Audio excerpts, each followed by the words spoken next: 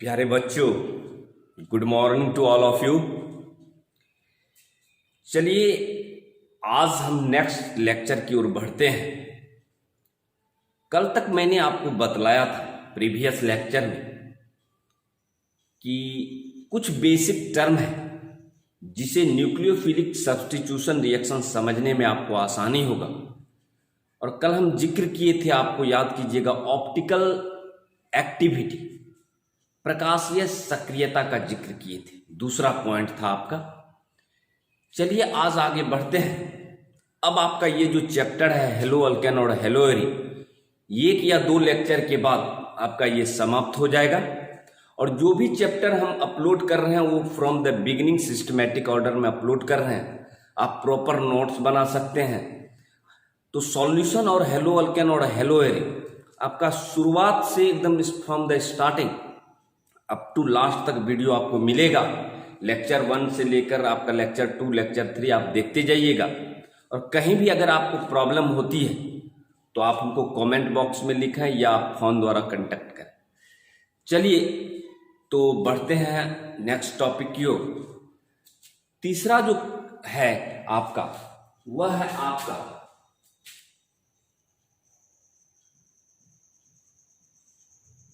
Chiral और achiral carbon atom.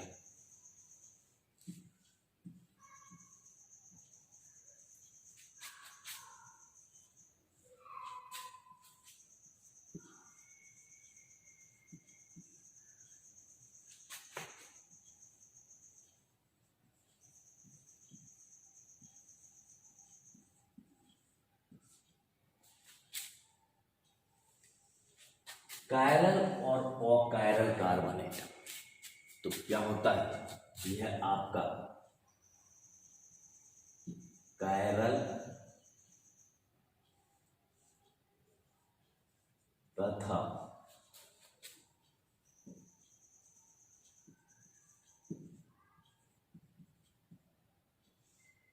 Achiral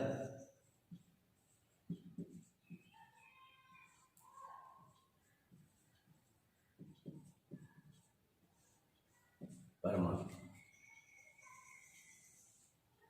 ठीक है, आप 9th-10th में भी पढ़ते आ रहे हैं कि कार्बन की 4 संयोजकता होती है, मीन्स 4 वैलेंसीज होता है कार्बन का।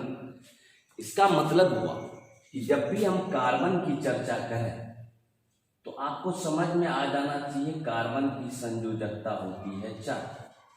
ठीक है, वैलेंसी कार्बन का वो 4 होता है। तो कायरल और अकायरल कार्बन एटम का कहने का मतलब ये है, आप एग्जाम्पल से बहुत अच्छी तरह से समझ जाइएगा। यदि कार्बन की ये चारों संयोजकता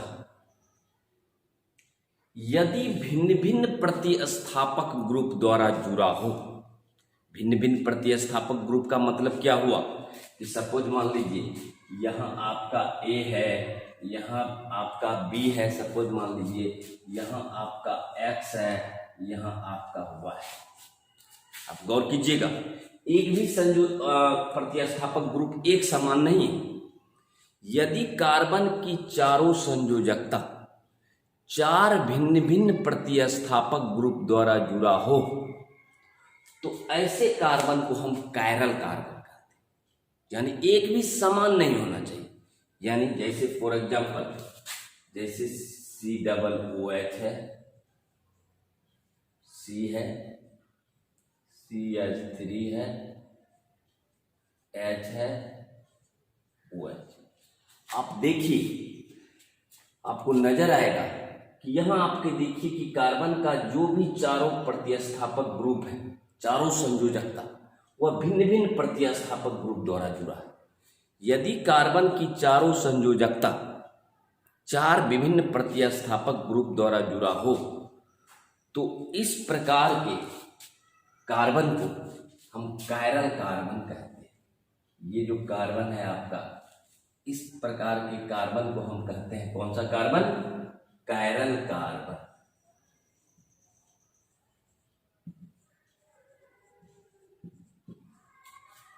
तो आपको समझ में आ गया होगा कायरल मतलब क्या। अब इसी में हम दूसरा एग्जाम्पल चलते हैं। अगर मान लीजिए कि यहां हो आपका ए, सी, इधर एक्स, इधर भी एक्स, इधर आपका बी। गौर कीजिएगा ऊपर वाला एग्जाम्पल और इस एग्जाम्पल। यहां देखिए कार्बन का चारों संयोजकता भिन्न भिन्न नहीं है। यहां भी आपका एक्स है, यहां भी आपका एक्स है, इसका मतलब दोनों समान है। तो कहने का मतलब एग्जाम्पल जैसे आप लीजिए, COOH है, C है, CH3 है, यहां भी H है, यहां भी H है। यदि यहां आप देखिए कि दो हाइड्रोजन एक समान आ रहा है, यहां भी देखिए X है, X है, एक समान है। यदि आपका कार्बन की चारों संयोजकता यदि भिन्न भिन्न प्रतिस्थापक ग्रुप द्वारा जुड़ा नहीं हो, यानी कोई भी दो प्रतिस्थापक ग्रुप एक समान हो, तो इसको हम कहेंगे एक कायरल कार्बन एटम।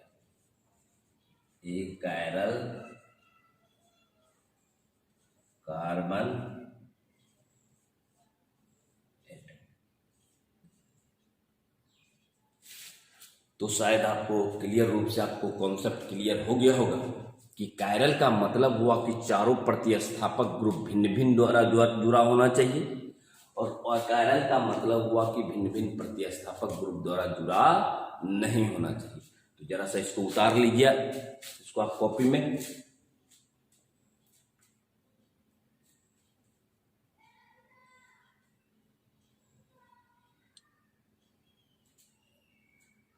चलिए अब हम इसका परिभाषा आपको लिखा देते हैं, डिफिनेशन। उसके बाद आपको एक्चुअली नोट्स बनाना है कैसे, पहले इसका प्रॉपर डिफिनेशन लिखना है, उसके बाद आपको एग्जाम्पल लिखना है। लेकिन हम पहले आपको एग्जाम्पल समझा देते हैं जिससे आपको डिफिनेशन लिखने में आसानी होगी। तो कहने का मतलब इस तरह से आप कायरल और अकायरल कार्बन एटम को आप पहचान सकते हैं। चलिए परिभाषा की तरफ चलते हैं।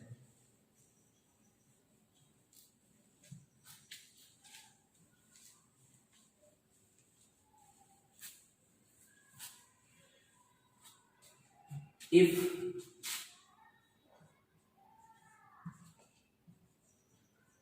all four valencies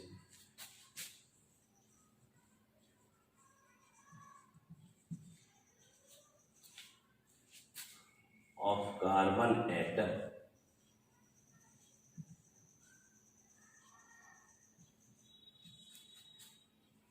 is satisfied by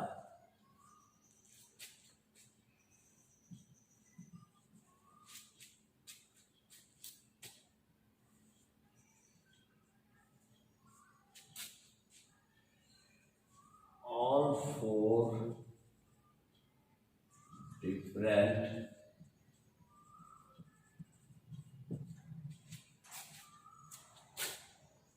group, such type of carbon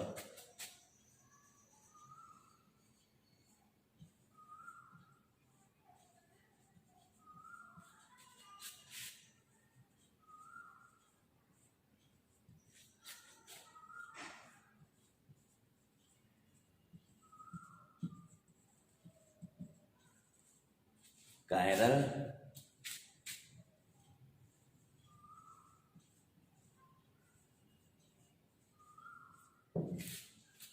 तो कहने का मतलब आप समझ लिए। एग्जाम्पल मैंने आपको पहले समझा दिया है कि कार्बन का अगर चारों संयोजकता all four valencies of carbon atom is satisfied with all four different substituent group, then the carbon atom such type of carbon atom is known as chiral carbon atom. यदि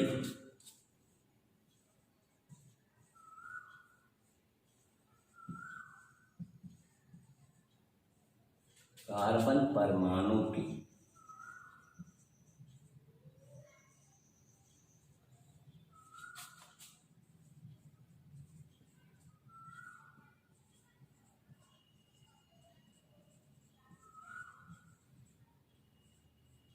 चारों संयोजकता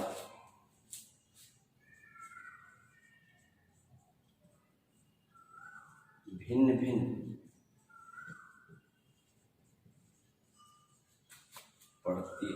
प्रतिस्थापक ग्रुप द्वारा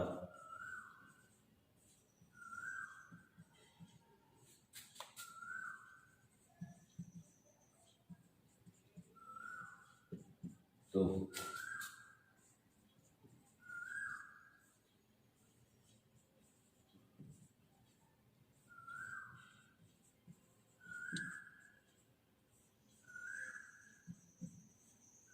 ऐसे carbon परमाणु को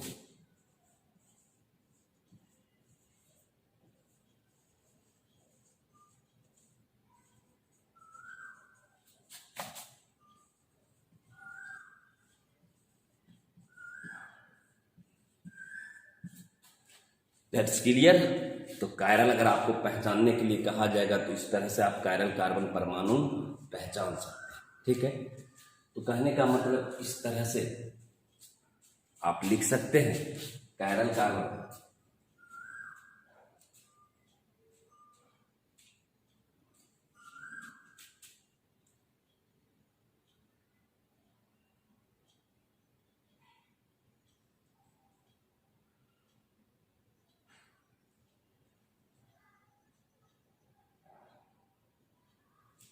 इसी में यदि आपको सपोज मान लीजिए एक कायरल कहते हैं तो जहां आपको लिखा है कि 4 भिन्न भिन्न प्रतिस्थापक ग्रुप द्वारा जुड़ा हो वहां आपको नहीं कर देना है। If all 4 valencies of carbon atom is not satisfied या डू नॉट सेटिस्फाइड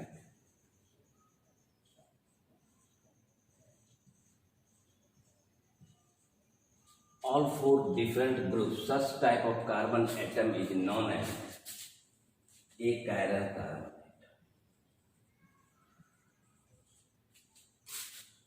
यदि कार्बन परमाणु की चारों संयोजकता भिन्न भिन्न प्रतिस्थापक ग्रुप द्वारा जुड़ा नहीं है तो ऐसे कार्बन परमाणु एक कायरल कार्बन परमाणु कहा जाता है। खाली आपको करना क्या है, नहीं जोड़ देना। यानी बीच में जहां कायरल में आप लिखे हैं भिन्न भिन्न वहां आप लिखिएगा कि भिन्न भिन्न नहीं हो, यानी 2 प्रतिस्थापक ग्रुप अगर समान हो जाता है तो वह एक कायरल कार्बन एटम कहलाता है। चलिए जरा राइट डाउन कर लीजिए अपने नोट्स में।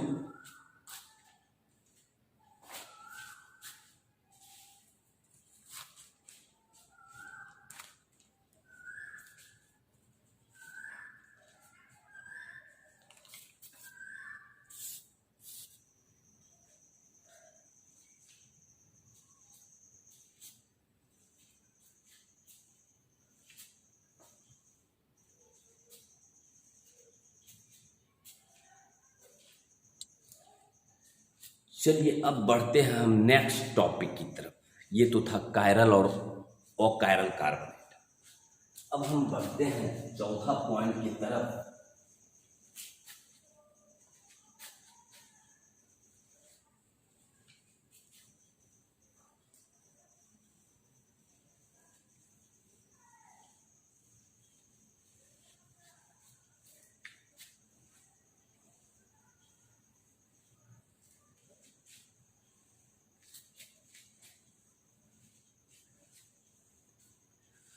चौथा पॉइंट है आपका रिटेंशन।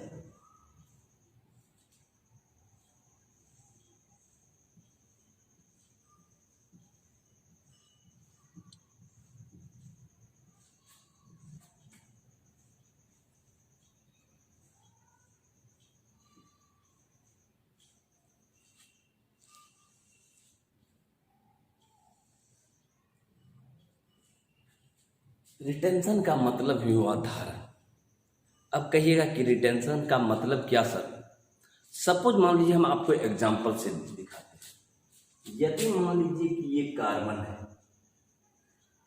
इधर कार्बन की चारों संयोजकता है, इधर ए है, बी है, इधर जेड है, इधर मान लीजिए कोई हेलोजन ये है। ये आपका सपोज मान लीजिए रिएक्टेंट है। रिएक्टेंट मीन्स अभिकारक, ठीक है।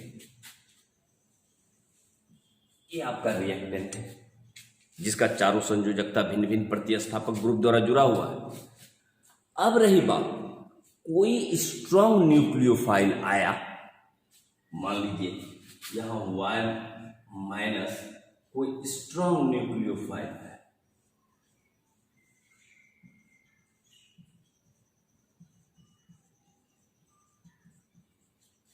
ठीक है। Y- कोई स्ट्रॉन्ग न्यूक्लियोफाइल आया, वह क्या किया, बिना आपका रिएक्टेंट का कॉन्फ़िगरेशन बदले वीक न्यूक्लियोफाइल को अपने स्थान से विस्थापित कर देगा। संरचना में किसी भी तरह का बदलाव नहीं करेगा, सिर्फ करेगा क्या, वीक न्यूक्लियोफाइल की जगह पर स्ट्रॉन्ग न्यूक्लियोफाइल आपका आ जाएगा, कॉन्फ़िगरेशन वही रहेगा। ये आपका है, यहाँ ए है, ए इधर रहेगा, बी यहाँ है, बी भी इधर रहेगा, जेड यहाँ रहेगा, लेकिन यहाँ पर आपका सिर्फ y आ जाएगा और ये जो x माइनस है ये बाहर। तो कहने का मतलब हुआ कि इसमें आप देख रहे हैं कि रिटेंशन प्रक्रिया क्या है, कि वैसी प्रक्रिया जिसमें रिएक्टेंट का विदाउट कॉन्फ़िगरेशन बदले, यदि आपका वीक न्यूक्लियोफाइल डिस्प्लेस हो जाता है स्ट्रॉन्ग न्यूक्लियोफाइल के द्वारा, तो इस प्रक्रिया को ही हम कहते हैं रिटेंशन या धारण। तो कहने का मतलब हुआ, यहां लिख लीजिए,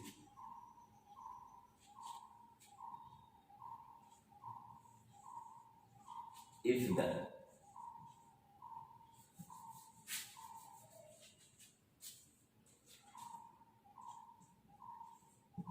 the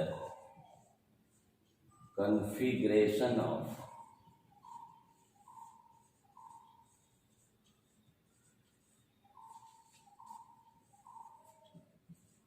reactant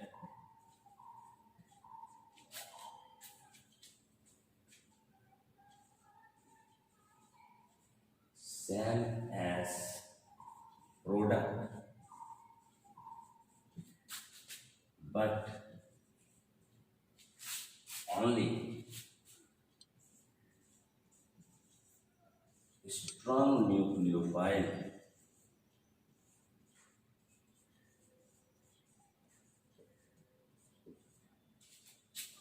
displaced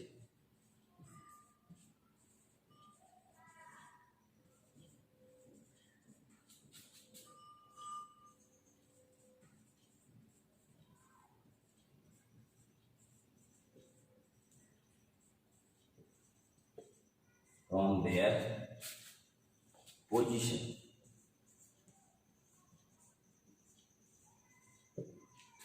Such type of process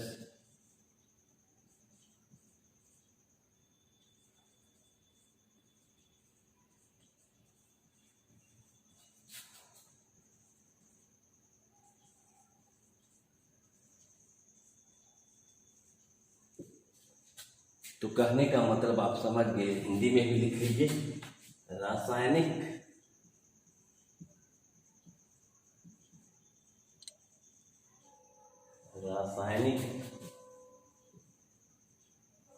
रूपांतरण के दौरान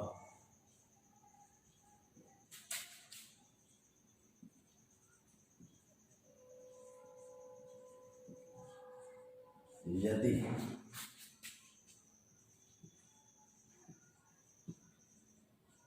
रिएक्टेंट का विन्यास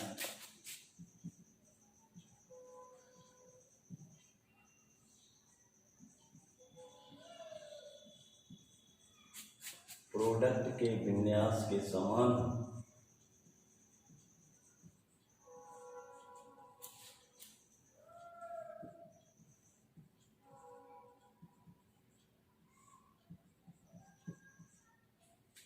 सिर्फ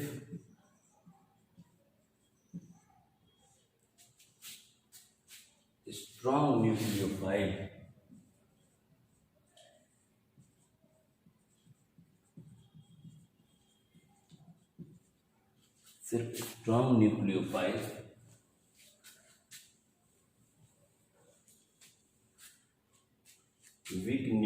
न्यूक्लियोफाइल के द्वारा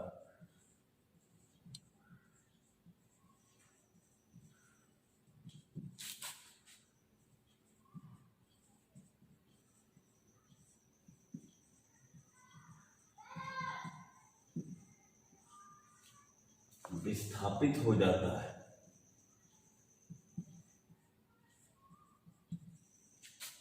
इस प्रक्रिया को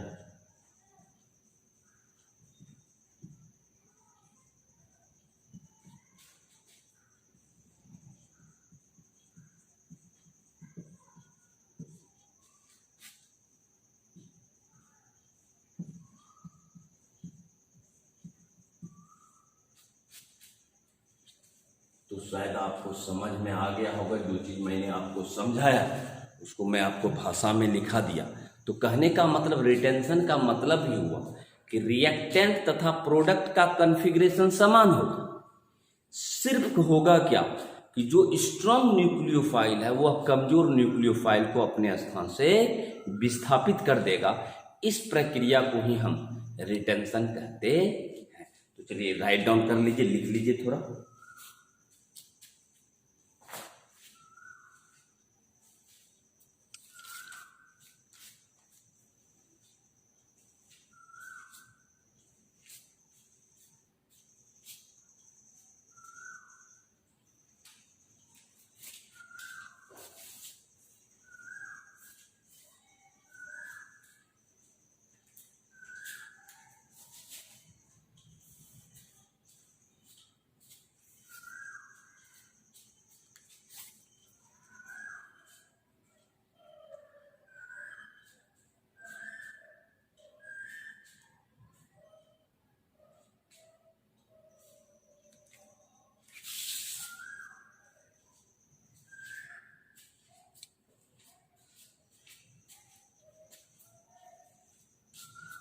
चलिए हम नेक्स्ट टॉपिक की ओर बढ़ते हैं। ये था आपका चौथा। पांचवा पॉइंट की तरफ बढ़ते हैं।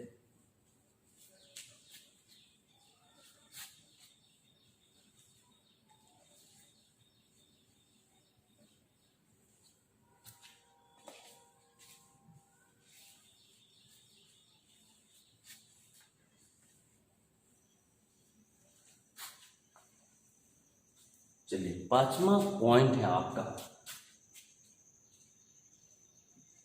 वो है आपका इन्वर्जन।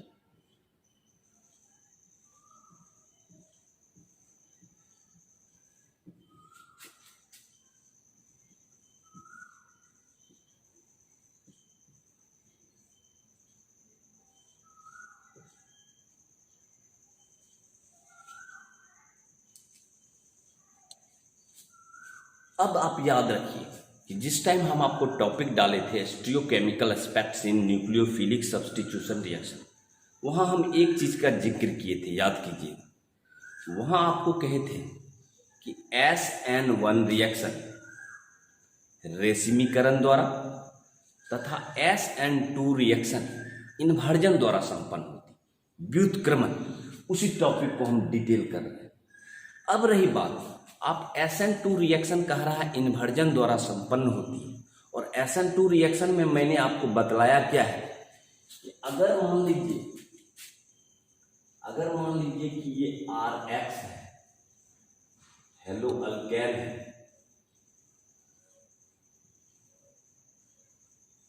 हेलो अल्केन है, इस पे आपने न्यूक्लियोफाइल का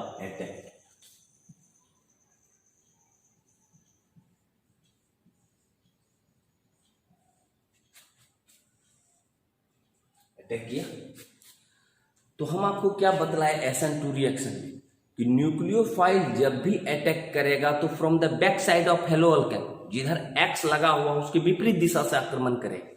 इसका मतलब हुआ ये जो NU है यह आपका अटैक करेगा बैक साइड से, बैकवर्ड डायरेक्शन से।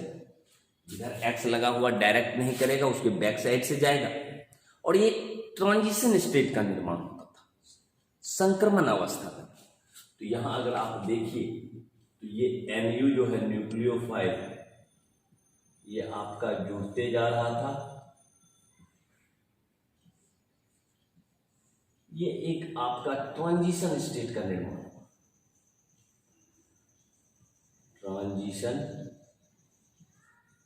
स्टेट का निर्माण, संक्रमण अवस्था का निर्माण।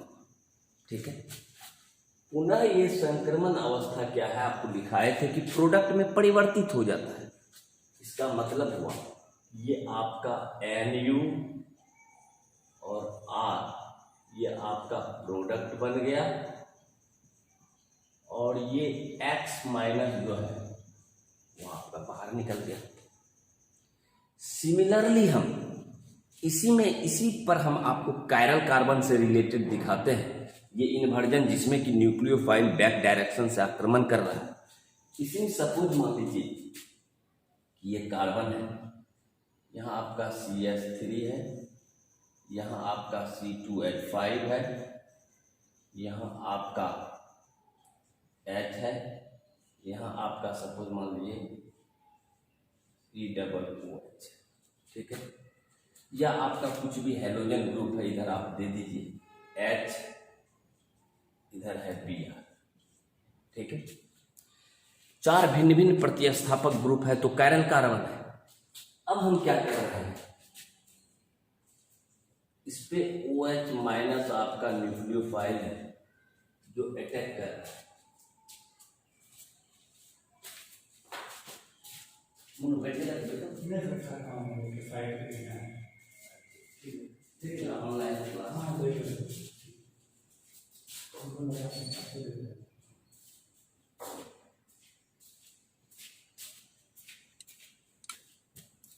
तो यहाँ आपका कायरल कार्बन है, कायरल कार्बन का मतलब चारों संयोजकता भिन्न भिन्न, और यहाँ OH माइनस न्यूक्लियोफाइल है। ये न्यूक्लियोफाइल क्या करेगा, ये आपका बैक डायरेक्शन से आक्रमण करेगा। बैक डायरेक्शन से जब आक्रमण करेगा तो ये आपका संक्रमण अवस्था करते हैं। OH dotted C dotted Br, ये आप देखिए ये आपका CH3 इधर है, फिर आपका H है, फिर आपका C2H5। ये ट्रांजिशन स्टेट हुआ, यानी एक तरफ जुड़ रहा है, एक तरफ Br बाहर जा रहा है। फाइनली क्या हो जाएगा, ये आपका प्रोडक्ट में बदल जाएगा, OH CH3, ये आपका H C2H5 और ये आपका Br माइनस। तो कहने का मतलब हुआ कि ये संक्रमण, ये आपका रिएक्टेंट है, रिएक्टेंट, ये आपका है न्यूक्लियोफाइल, ये आपका हुआ ट्रांजिशन स्टेट,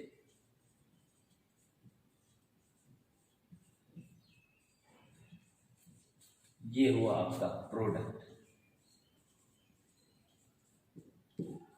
सही है, तो कहने का मतलब हुआ कि इन्वर्जन व्युत्क्रमण आप समझ गए कि वैसी प्रक्रिया जिसमें न्यूक्लियोफाइल आपका हेलो अल्केन के विपरीत दिशा से आक्रमण करता है, तो इस प्रक्रिया को आपका इन्वर्जन कहते हैं। इसीलिए कहा गया था कि SN2 रिएक्शन इन्वर्जन द्वारा संपन्न होती है। तो जरा इसका परिभाषा आप इसको लिख लें 2 मिनट, इसके बाद हम आपको इसका डिफिनेशन लिखा देते हैं।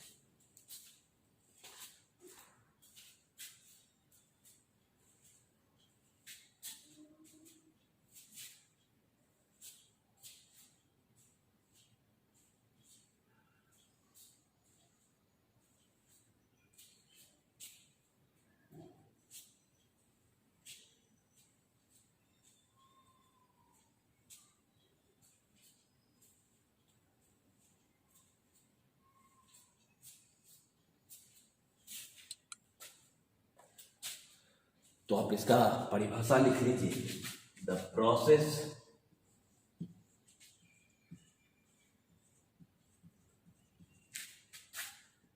in which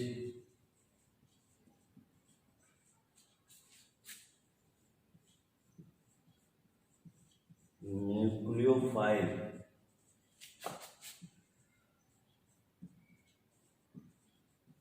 attack from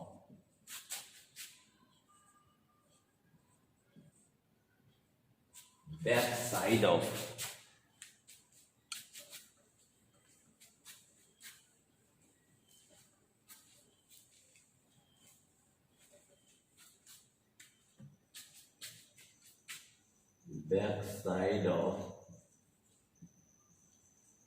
hello again.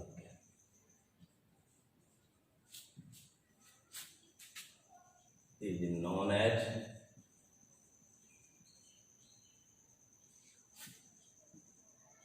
inversion.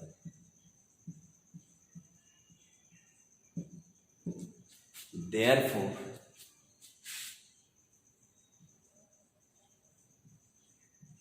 SN2 reaction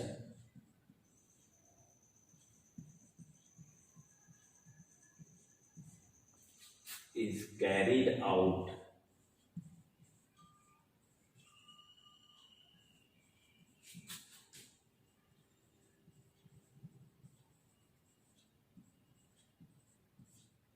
through the process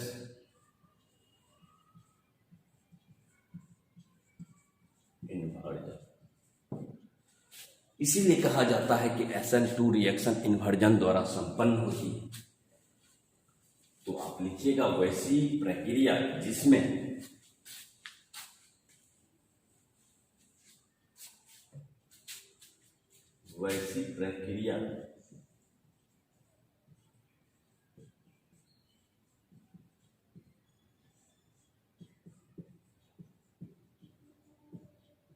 जिसमें न्यूक्लियोफाइल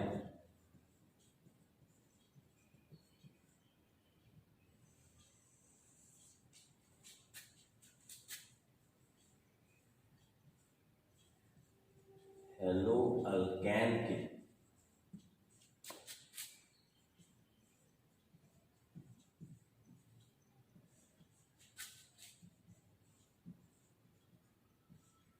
विपरीत दिशा से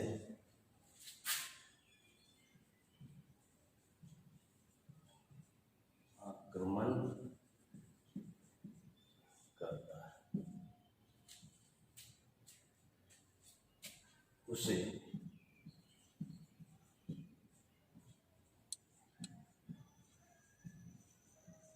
व्युत्क्रमण कहा जाता है। इसलिए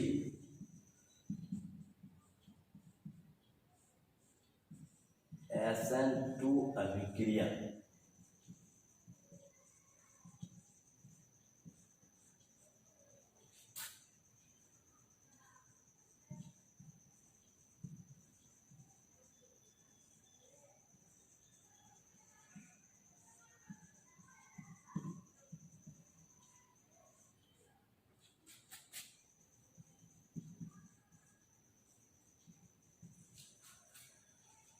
तो यहां तक क्लियर लिख लीजिए। तो कहने का मतलब है कि आज मैंने आपको बतलाया, तीसरा पॉइंट बतलाया कायरल और अकायरल कार्बन एटम, दूसरा आपको बतलाया रिटेंशन धारण, तीसरा बतलाया इन्वर्जन। तो शायद आपको कॉन्सेप्ट आपका क्लियर हो गया होगा। और 2 लेक्चर बच रहा है, आपको ये चैप्टर आपका खत्म हो जाएगा। तो कहने का मतलब प्रॉपर नोट्स बनाते जाइए। कहीं कोई दिक्कत हो तो कमेंट बॉक्स में लिखिए, या मेरा नंबर आपके पास है, फ़ोन द्वारा आप हमको कांटेक्ट कर सकते हैं। तो चलिए आज की मुलाकात यहीं तक। Thank you.